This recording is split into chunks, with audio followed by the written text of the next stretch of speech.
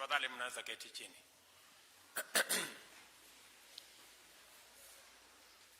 Rafiki yangu Askofu JJ Gitahi na kanisa la Priesthood Fellowship Church, mjambo.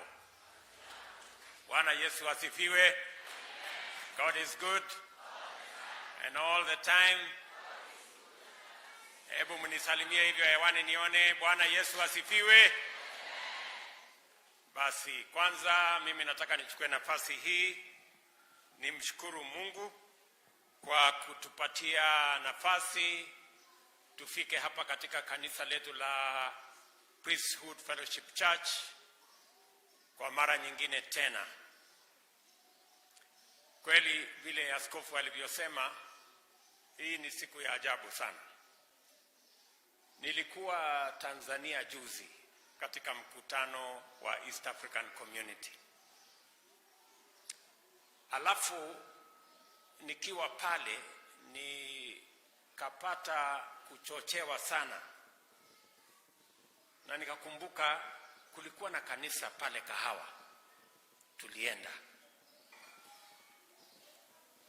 ya Askofu Gitahi, na nikasikia roho yangu inasema twende pale kanisani.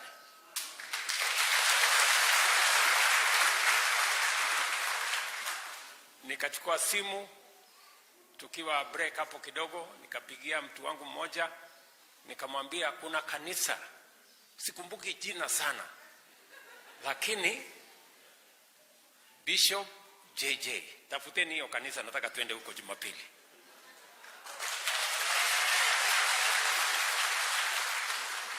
Hata mjumbe wenu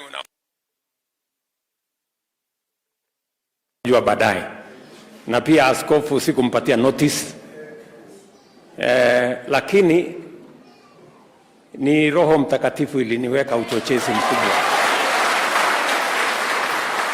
na ndio sababu nimekuja hapa kanisani kusema kwenu asanteni sana kwa kutukaribisha wakati ule. Asanteni tena kwa kutukaribisha hapa tena.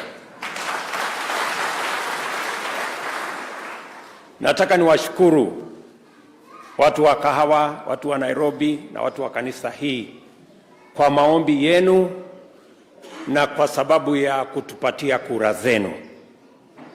Mimi nataka kusema asante sana. Tulikuja hapa kanisani mkatuombea, mkatupatia baraka zenu na mkatuongezea hata na kura zenu nyingi, naye Mungu akatupatia ushindi. Watu wa Kahawa, watu wa Priesthood, mimi nasimama mbele yenu kusema asante sana. Na leo tumekuja hapa tena tukapata mahubiri ya ajabu. Mimi nataka niwashukuru sana kwa sababu hiyo uchaguzi tulifanya ilikuwa ni uchaguzi wa aina ya kipekee. Mambo matatu muhimu yalifanyika katika hiyo uchaguzi. Ya kwanza, Mungu alitusaidia tukafanya uchaguzi ambayo ilimaliza ukabila katika taifa letu la Kenya. Mungu akatusaidia tukafanya uchaguzi ikawa ni uchaguzi wa amani ajabu katika taifa letu la Kenya. Na Mungu akatusaidia tukafanya uchaguzi ikajulikana Kenya ya kwamba viongozi wanachaguliwa na Mungu na wananchi.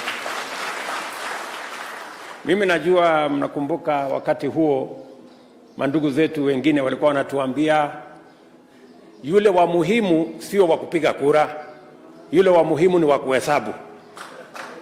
Walituambia ati kuna kitu inaitwa deep state na system sijui na nini, hata mfanye vile mtafanya kura itaenda vile tunataka. Lakini Mungu ni nani? Si ilijulikana Mungu ndiye anachagua viongozi? So tunamshukuru Mungu kwa sababu ya kazi hiyo ambayo imefanyika. Mimi nataka niwahakikishie kwamba vile ule msichana alisema hapa, tutazidi na kutembea katika barabara ya kumheshimu, kumtambua Mungu na kumtegemea Mungu. Mimi nataka niwashukuru sana kwa ushirika wenu katika kazi hii ya kupeleka taifa letu la Kenya mbele. Nasikia askofu amesema saa zingine ananihurumia kwa uzito wa hii kazi. Lakini nataka kueleza Bishop, Waswahili wanasema mwiba wa kujidunga hauambiwi pole. Hii kibarua nimetafuta, so usikuwe na huruma na mimi. Hii nilijitafutia, so nitapambana nayo. Ile mimi nataka niwahakikishie ni kwamba tutabadilisha Kenya. Relax, hii Kenya tutaibadilisha. Unajua, siku nyingi tumekuwa tukijisumbua na kujiuliza maswali makubwa kama Wakenya. Mbona sisi tulianza na watu wa Malaysia? Mbona sisi tulianza na watu wa Singapore? Mbona sisi tulianza na watu wa Korea walikuwa kama sisi? Lakini wao sasa wako first world. Sisi bado tuko nyuma. Tofauti ya wao na sisi ni maamuzi ya uongozi. That is the difference. Hatuwezi kwenda mbele kama vile walivyoenda mbele kama hatuko tayari kuamua vile walivyoamua. Mnanielewa? Wao waliamua ya kwamba kuna vile watafanya mambo. And that is why they are where they are today. Hapa katikati sisi tunataka kukaa tu hivi, convenience, populist, nini. Hiyo nchi haiwezi kusonga mbele. Kwa hivyo msikuwe na wasiwasi. Hii mambo tutapanga vizuri. Unajua, mapema mwaka huu tuliita mkutano, tukaenda pale Nyayo Stadium, tukasema tunataka kumuomba Mungu kwa sababu ya mvua. Wengine wakatuchekelea wakasema angalia hawa. Lakini mwaka huu tumepata mvua ajabu. Ni kweli ama si kweli? This year we got rains that we haven't got in the last 4 years. Kwa sababu kuomba Mungu si kazi mchezo, watu hawajui. Niliwaambia njia ya kupunguza gharama ya unga ama chakula ni kuzalisha shambani. Hata uvae sufuria kwa kichwa barabarani, hata ufanye nini, unga haiwezi kuja chini mpaka tuende shambani tushughulike ndio unga irudi chini. Hawakuniamini. Ni kweli ama si kweli? Leo sasa wako na kigugumizi, hawajui hata vile ya kuripoti. Niliona wengine wanasema ati waziri amesema unga itapungua next month. Unga itapungua next month namna gani? Na unga tayari ndio hii. Same time last year, wakati kama huu mwaka uliopita, unga ilikuwa shilingi 230.